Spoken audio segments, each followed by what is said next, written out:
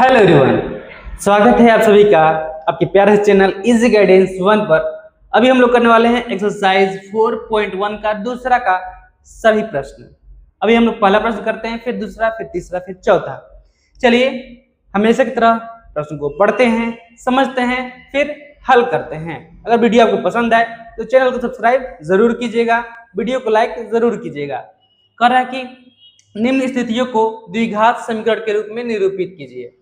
यहाँ पे जो भी स्थिति दिया हुआ है उसको द्विघात समीकरण के रूप में निरूपित कर देना है, बस इतना ही करना है। कह रहा है कि एक आयताकार भूखंड का क्षेत्रफल 528 मीटर स्क्वायर है। क्षेत्र की लंबाई मीटरों में चौड़ाई के दुगुने से एक अधिक है। हमें भूखंड की लंबाई और चौड़ाई ज्ञात करनी है। तो देखिए यहाँ पर आयताकार भूखंड है, तो आयताकार भूखंड किस प्रकार का होगा? आयताकार भूखंड कुछ इस प्रकार का होगा, आयत की तरह। आयताकार भूखंड कुछ इस प्रकार का होगा। चलिए इस आयताकार भूखंड का नाम रख लेते हैं ए, बी, सी और डी।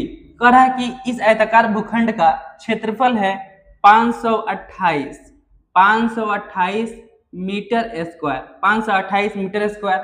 इसके बाद कह रहा है कि क्षेत्र की लंबाई चौड़ाई के दुगुने से एक अधिक है। क्षेत्र की लंबाई चौड़ाई के दुगुने से एक अधिक है, तो हमें क्या करना पड़ेगा? हमें चौड़ाई यहाँ पर x मानना पड़ेगा। तो यहाँ पे लिख लेते हैं माना कि आयताकार क्षेत्र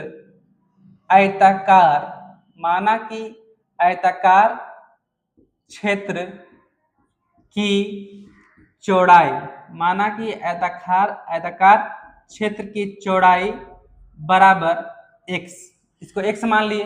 तो इसलिए लंबाई क्या हो जाएगा? तो लंबाई के बारे में प्रश्न में बताया है कि लंबाई जो है वह चौड़ाई के दुगुने से एक अधिक है। लंबाई जो है वह चौड़ाई के दुगुने से एक अधिक है, चौड़ाई के दुगुने से एक अधिक है। तो यह कितना हो जाएगा? तो यह हो जाएगा 2x प्लस 1, 2x प्लस 1। अब दूसरा चीज बताया है कि यह जो भूमि का टुकड़ा है यानी कि जो भूखंड है वह आयताकार है। तो आयत का क्षेत्रफल क्या होता है? आयत का क्षेत्रफल तो आपको पता है आयत का क्षेत्रफल जो होता है वह होता है लंबाई गुणे चौड़ाई, लंबाई गुणे चौड़ाई, यही ना होता है। तो लंबाई, यहाँ पर लंबाई क्या है? लंबाई है 2x प्लस 1 और चौड़ाई है x। तो और क्षेत्रफल दिया हुआ है, कितना दिया हुआ है? 528 मीटर स्क्वायर। तो इसको हम लोग सॉल्व करेंगे तो 2x को x से मल्टीप्लाई करेंगे तो ये हो जाएगा 2x स्क्वायर, 1 को x से करेंगे तो प्लस का x हो जाएगा इज इक्वल टू 528। तो 528 को पक्षांतर करेंगे यानी कि बराबर के इस तरफ लाएंगे तो यह हो जाएगा 2x square plus x minus 528 is equal to 0। इसको हम लोग लिख सकते हैं और यही हो जाएगा आपका आंसर, तो पहला क्वेश्चन बहुत ही आसान था, आपको बहुत ही आसान समझ में आया होगा, आसान है। अब हम लोग देखते हैं दूसरा क्वेश्चन। अगर आपको वीडियो समझ में आ रहा है, प्रश्न समझ में आ रहा है तो प्लीज चैनल को सब्सक्राइब जरूर कीजिएगा। अब हम देखते हैं क्वेश्चन नंबर 2। तो क्वेश्चन नंबर 2 क्या कर रहा है? क्वेश्चन नंबर 2 कर रहा है दो क्रमागत धनात्मक पूर्णांकों का गुणनफल 306 है। हमें पूर्णांकों को ज्ञात करना है। चलिए यहाँ पर मान लेते हैं कि दो क्रमागत धनात्मक पूर्णांकों का गुणनफल 306 है। तो मान लेते हैं धनात्मक पूर्णांक x। तो यहाँ पे हम लिखते हैं माना कि पहला धनात्मक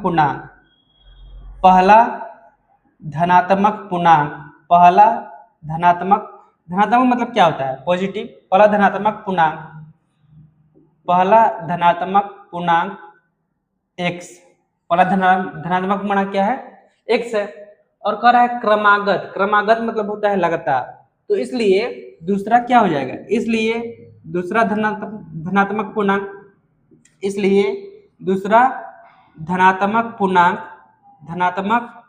पूर्णांक क्या होगा बाबू? तो यह हो जाएगा x plus one, x plus one. अब प्रश्न देखिएगा क्या कर रहा है, यहाँ पे लिख दे रहे हैं प्रश्न अनुसार। प्रश्न अनुसार क्या कर रहा है प्रश्न में? दो क्रमांकत धनात्मक पूर्णांकों का गुणनफल 306 है, यानी इन दोनों का गुणनफल जो है वह 306 है, यानी कि x into x plus one is equal to 306 लिख सकते हैं, हम लोग लिख सकते हैं। तो यहाँ पे हो जाएगा एक्स स्क्वायर प्लस एक्स और 306, चलिए एक स्टेप और ले लेते हैं। तो यहाँ पर हो जाएगा एक्स स्क्वायर प्लस एक्स, 306 का पक्षांतर करेंगे, बराबर के इधर प्लस में है, बराबर के इस तरफ आएगा तो माइनस 306 हो जाएगा, बराबर 0, और यही हो जाएगा आपका आंसर, यही हो जाएगा आपका आंसर। तो ये था क्वेश्चन नंबर चौथा का दूसरा प्रश्न। अब हम लोग देखते हैं चौथा का तीसरा प्रश्न। आप लोगों से रिक्वेस्ट है कि अगर आप लोगों को सवाल समझ में आ रहा है तो प्लीज चैनल को सब्सक्राइब जरूर कीजिएगा। अब हम देखते हैं क्वेश्चन नंबर 3। तो क्वेश्चन नंबर 3 क्या कर रहा है? रोहन की माँ उससे 26 वर्ष बड़ी है, उनकी आयु वर्षों में का गुणनफल अब से 3 वर्ष पश्चात 360 हो जाएगी। हमें रोहन की वर्तमान आयु ज्ञात करनी। तो चलिए हम यहाँ पर क्या करते हैं कि रोहन का वर्तमान आयु x मान लेते हैं, रोहन का वर्तमान आयु x मान लेते हैं। माना कि रोहन की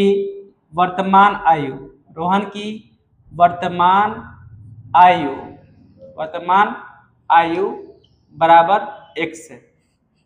अगर रोहन का वर्तमान आयु x है तो इसलिए उसकी माँ की वर्तमान आयु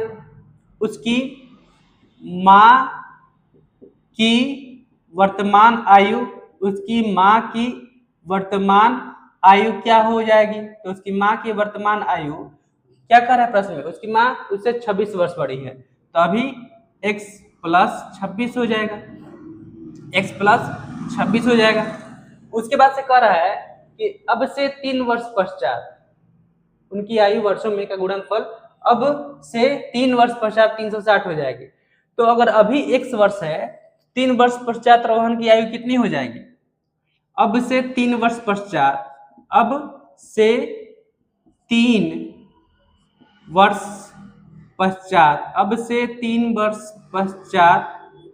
रोहन की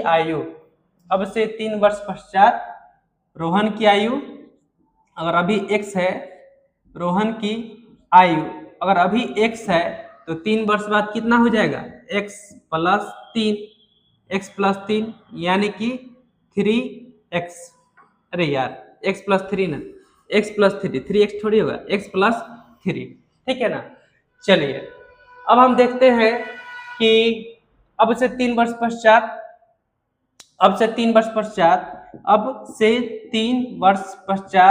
रोहन की माँ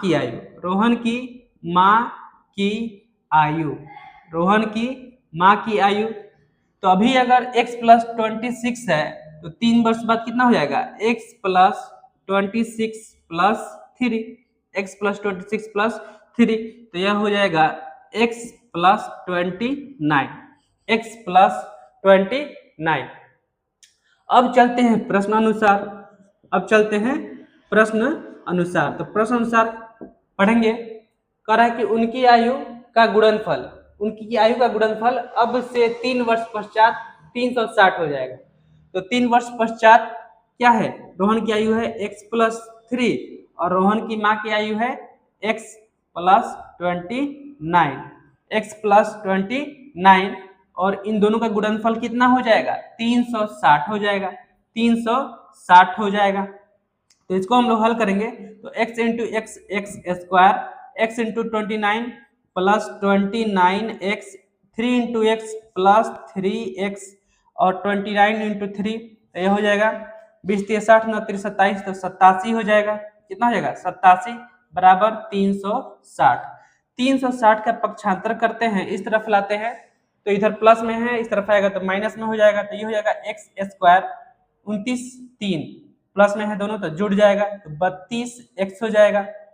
प्लस 87 और माइनस 360 इज इक्वल टू 0।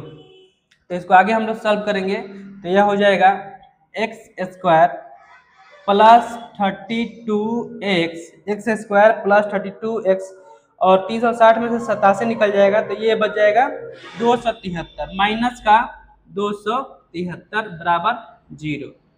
यही हो जाएगा आपका आंसर, यही हो जाएगा आपका आंसर। बहुत ही आसान था। चलिए अब हम लोग देखते हैं क्वेश्चन नंबर 4। तो अगर आप लोगों को सवाल समझ में आ रहे हैं तो प्लीज चैनल को सब्सक्राइब जरूर कीजिएगा। अब हम देखते हैं क्वेश्चन नंबर 4। अब हम देखते हैं क्वेश्चन नंबर दूसरा का चौथा सवाल, दूसरा का अंतिम सवाल है और साथ ही यह एक्सरसाइज 4.1 का भी अंतिम सवाल है। तो यहाँ पर है एक रेलगाड़ी 480 किलोमीटर की दूरी समान चाल से तय करती है। यदि इसकी चाल 8 किलोमीटर प्रति घंटा कम होती तो वह उसी दूरी को तय करने में 3 घंटा अधिक लेती। हमें रेलगाड़ी की चाल ज्ञात करनी है। हमें रेलगाड़ी की चाल क्या करनी है? ज्ञात करनी है। तो देखिए रेलगाड़ी की चाल ज्ञात करने के लिए हमें रेलगाड़ी की चाल x मानना पड़ेगा। तो यहाँ पे हम लिखते हैं माना कि रेलगाड़ी की चाल, माना कि रेलगाड़ी की चाल, माना कि रेलगाड़ी की चाल is equal to x kilometre प्रति घंटा, x किलोमीटर प्रति घंटा। अब इस प्रश्न में देखिए क्या कर रहा है कि एक रेलगाड़ी 480 किलोमीटर दूरी समान चाल से तय करती है। तो अगर इसको हम लोग शर्त 1 मान लें और इसको हम लोग शर्त 1 मान ले तो इसके अनुसार क्या हो जाएगा? आपको पता है कि समय इज इक्वल टू क्या होता है? समय इज इक्वल टू दूरी बटा चाल होता है, दूरी बटा चाल होता है, आपको तो पता है। तो यहाँ पर हम लोग लिख सकते हैं T1, इसको मान लेते हैं T1 बराबर दूरी क्या है? 480 किलोमीटर है और चाल हम क्या माने हैं? चाल हम माने हैं x। अब दूसरा शर्त क्या है? यदि इसकी चाल 8 किलोमीटर प्रति घंटा कम होती तो वह उसी दूरी को तय करने में 3 घंटा अधिक लेती, 3 घंटा अधिक लेती। तो यहाँ पर शर्त 2 अगर इसको मान ले हम शर्त 2, तो शर्त 2 के अनुसार T2 क्या हो जाएगा? तो 480 और चाल यहाँ पे कम हो जा रहा है। कितना कम हो जा रहा है? 8 किलोमीटर प्रति घंटा कम हो जा रहा है। तो अब देखिए T2 और T1 में क्या अंतर है? T2 और T1 में 3 घंटे का अंतर है। कितने घंटे का?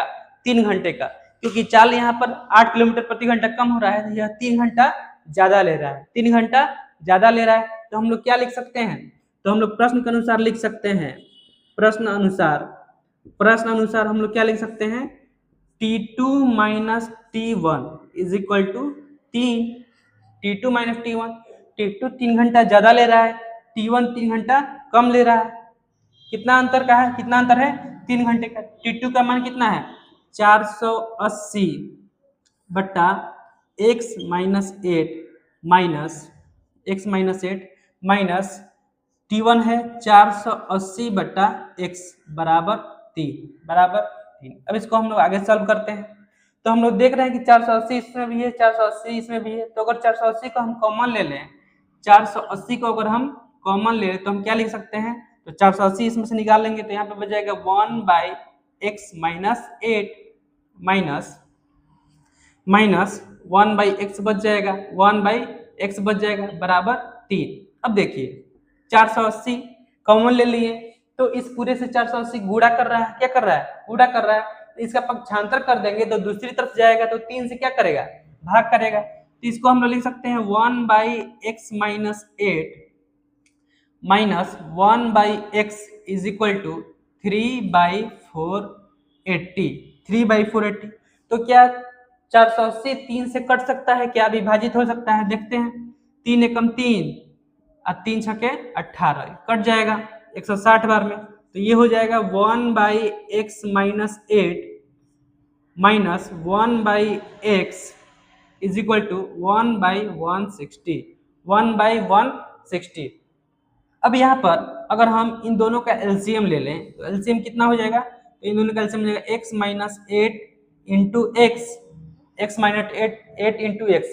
तो x माइनस 8 इंटू x में अगर हम x माइनस 8 से डिवाइड करेंगे, x माइनस 8 से डिवाइड करेंगे यानी कि भाग देंगे, तो x माइनस 8 से x माइनस 8 कैंसिल हो जाएगा, यहाँ पे क्या बच जाएगा, x बच जाएगा, x माइनस का माइनस। अब x से x माइनस 8 इंटू एक्स में डिवाइड करेंगे तो यहाँ पे x कैंसिल हो जाएगा, क्या बच जाएगा, x माइनस का 8 बच जाएगा, बराबर 1/160 लिख सकते हैं हम लोग।